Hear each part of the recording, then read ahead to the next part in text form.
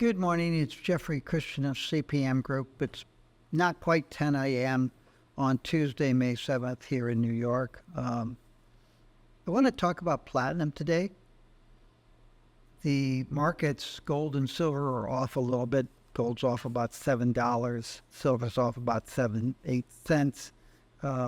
Continuing to trade in the range they've traded in for a couple weeks now, I guess. Looking a little bit vulnerable to the downside.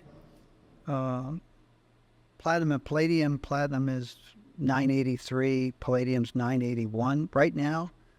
They've been trading close to parity. Platinum got to a premium last week, one day, a couple days. Palladium spiked up yesterday. Platinum is now higher than palladium, but they're trading about the same.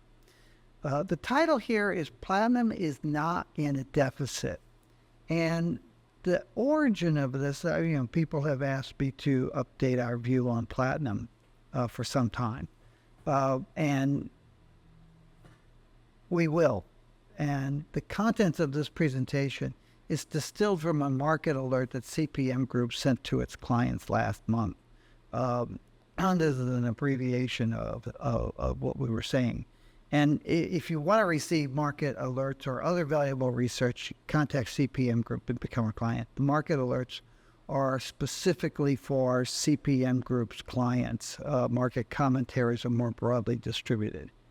But the origin of this presentation is that people have been asking is how is it that platinum prices can be so weak if there is a large and persistent deficit of newly refined platinum coming into the market relative to fabrication demand.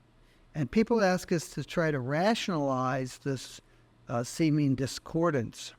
And we have a very simple explanation, Tori. First, let's talk about platinum prices. You can see here, platinum prices were above $1,400 in early 2014. The South African platinum industry was on a strike at that time. It was about a 6-month strike. It lost half of the year's production at the major platinum producing nation. And the price you can see was pretty much flatlining between, say, $1,400 and $1,500. This was at a period when prices had already dropped significantly to $1,400. And a lot of people were looking at the price and saying, okay, if the price doesn't rise in 2014, when Russia and the United States were becoming more belligerent toward each other, auto demand was picking up in Europe, and you had a major long-term strike, the biggest, longest strike in South African platinum mining history, and prices were flatlining, investors and others were saying, what happens when the strike gets settled? And what happens is the price went to $1,200, and then it went to $800, and it's basically been between $800 and $1,000 for most of the period of time since early 2016. So platinum prices have been down. And if you take a longer-term view, I like a chart that goes back even further. But you can see in the year 2000, the platinum price was $400 and had been trading between, say, $400 and $600 for much of the 1990s. And it continued to do that for a couple of years. Starting in 2003, it broke above that level. It got up as high as $2,300 in the first quarter of 2008 when there was a power outage that closed down the platinum mining sector in South Africa for a while. Platinum auto producers kind of got really in a panic, and they were buying platinum, palladium, rhodium because of the interruption and force majeure that was declared at least one South African platinum mining company. And platinum auto industry was stocking up on platinum and palladium. That helped drive the price up from about $1,600 to $2,300. Into the second quarter, power was back on in South Africa.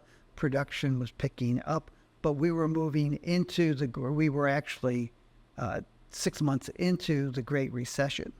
And people had stopped buying cars. The auto industry woke up to that, and they dumped a lot of platinum, palladium, and rhodium inventories into the market, driving platinum down to $800 and also driving rhodium and palladium lower for a while. We got out of the Great Recession, prices picked up, they rose into 2011, and then they sort of plateaued. Gold and silver peaked in April of 2011, gold peaked in September of 2011. I believe platinum peaked in September of 2011 too, and it started to come down. And in 2012, 2013, a lot of institutional investors and very wealthy investors who had bought platinum in the period from 2002 to 2007 started selling. And you can see this price increase from 2002 to 2007. And you say, well, what caused the price to increase? It wasn't so much fabrication demand, although fabrication demand was strong at that time. It was investors buying platinum. Some of them got some really good research early in the Audis that said, hey, this is the time to buy platinum. And they listened to well-informed platinum research company, and they bought a lot of platinum. And in 2000, late at the end of 2011, beginning of 2012, they started selling. They sold through 2012, 2013, into the first half of 2014. And there you can see the shorter term chart that I showed you. When the price fell below 1,400, a lot of those people stopped selling platinum, the platinum, physical platinum that they had invested in, and they had hedged their remaining platinum with short positions on the NYMEX. And if you look at a NYMEX commitment of traders, you'll see a very sharp increase in the short positions held by institutional investors on the NYMEX platinum market in the second half of 2014, which continued into around 2018, 2019. By that point, the price had been trading in this $800 to $1,000 range for a long period of time. And they said, okay, I still might want to sell my platinum, but I am less concerned about the downside risk, so I don't have to roll those short positions forward. And you saw a reduction in the short position by institutional investors in the platinum futures market around that time. But then you can see, from 2015, 2016 on to now, you've basically seen platinum trading between 800 and 1,000, spiked up to 1,300 in early 2021, came back down. It's tested 1,000 and gotten up to 1,200 a couple times since then. But the price of platinum has been basically flat. And in that environment, people have said, I keep reading about deficits, but why is the price so weak if there are these large deficits? And CPM Group, please explain this to us. And we've said there's no incongruity between lower prices, platinum prices, and the platinum market balance because there's no deficit. If you do your data gathering properly, and if you do your analysis properly, platinum has been in a surplus for about 40 of the last 47 years. There have only been about 7 years when you've actually seen a real deficit of newly refined platinum supply relative to fabrication demand, where fabrication demand has actually exceeded newly refined production. And that big spike that you see, that's the strike in 2014. A couple times in 1980-81, during the great the recession, double-dip recessions back then, a couple times earlier. But basically, this platinum market has been in a surplus. And the idea that the price is lower should not surprise anybody if they're getting good research, if they're getting good data, and if they are also paying attention to the market in a proper way. I like this chart because the price line here goes all the way back to 1976. And you can see the price was like $140, $150 back then. And then you can also see this long period of time from, say, 1980 1989, 1990, until 2001, when the price was trading in this 360 to 500 range. And then it broke out around the turn of the century and started moving higher. But the platinum market's not in a deficit. Platinum market's in a surplus. So there's no incongruity between lower prices and deficit because there's no surplus. And we can't really, well, we can explain it, but we can't justify the idea of seeing large deficits and low prices because we don't see that. Now, why listen to CPM Group? We have been the Platinum Group Metals Research Authority since 1981. We started all PGM research in the late 1970s and early 1980s. We've been the sole source for accurate, unbiased research ever since that time. Other groups come out as research groups, but they're really marketing and advertising and promotional groups. Our research is used to project where we think the price is going. And here you can see our buy and sell recommendations since December 1980, when I moved from where I had been working to the research department at J. Aron. And I brought with me the research I had been doing on Platinum Group metals. Our track record of price projections is based on our supply and demand research. And we have a pretty good track record, as you can see here. We generally speaking, pick the highs and pick the lows. And there have been periods of time when, the price was flat through the 90s, and we said, hey, things have changed now. Now's the time for investors to start buying platinum. Our research-based track record tells you that we've probably gotten our supply and demand research proper and right all along, because we probably wouldn't have this kind of track record if our research data had been wrong. If there had been a deficit during this period of time, we wouldn't have been telling people, hey, sell this stuff and go away. But there wasn't. There was a surplus. So our track record on projecting the price tells you that our surplus estimates, our supply and demand estimates, our surplus deficit balances probably are accurate. Here's a couple of reports. On the left-hand side is the May 1981 J. Aron Platinum Palladium Review and Outlook. A lot of people think that was like the first big report on the PGM markets that was there. J. Aron had done some PGM research prior to my arrival there in the research department in 1980, but it was relatively small. We produced this report after I arrived and brought along my research.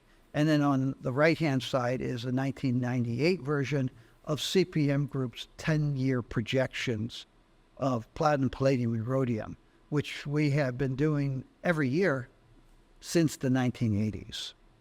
I stand corrected. We used to do 10-year projections from the 1980s until 2017 or so. In 2017, we extended our projections out to 2050. And I'll talk a little bit more about that in a second. Looking to the future, it's not that, it's not just that people have it wrong when they say there's a platinum deficit and they don't understand why the platinum price is so low.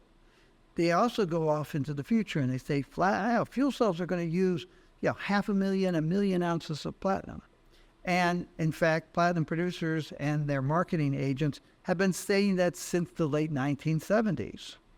It's going to platinum fuel cell vehicles are going to use 300,000, 500,000, 600,000, 1 million ounces of platinum a year. It was the most recent ones that I picked up in 2022. By 2050, or actually I think they were saying by 2030, we're going to be using 1 million ounces a year in platinum. And those black bars at the bottom, that's how much platinum is actually used in fuel cells through 2022, 2023, and our projections out to 2050. We do see growth in fuel cells. We expect platinum about 100,000 ounces of platinum being used per year in fuel cells by 2050. It's not going to be the great savior for the platinum industry, fuel cells. Don't take our word on it.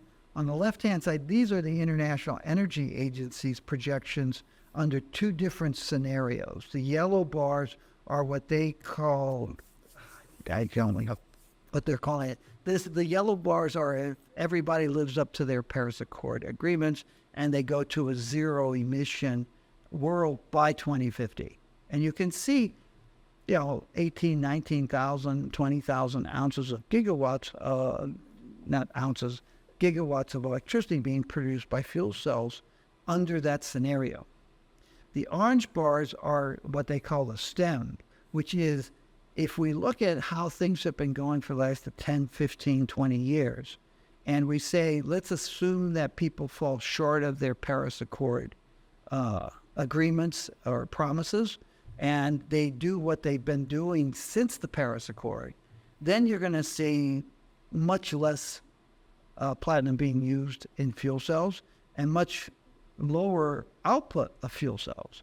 The International Energy Agency doesn't see fuel cells as a major form of on-road motive propulsion, even out to 2050. And when you mention that to platinum producers in South Africa, they say, well, the International Energy Agency has always been behind the curve. But it's not the case. The International Energy Agency is like CPM Group.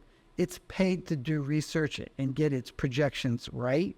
It's not paid to promote precious metals or anything else. It's paid to try to come up with good understanding of where we are in the energy markets worldwide. So with fuel cells kind of like perpetually disappointing would-be investors, then now they're talking about electrolyzers.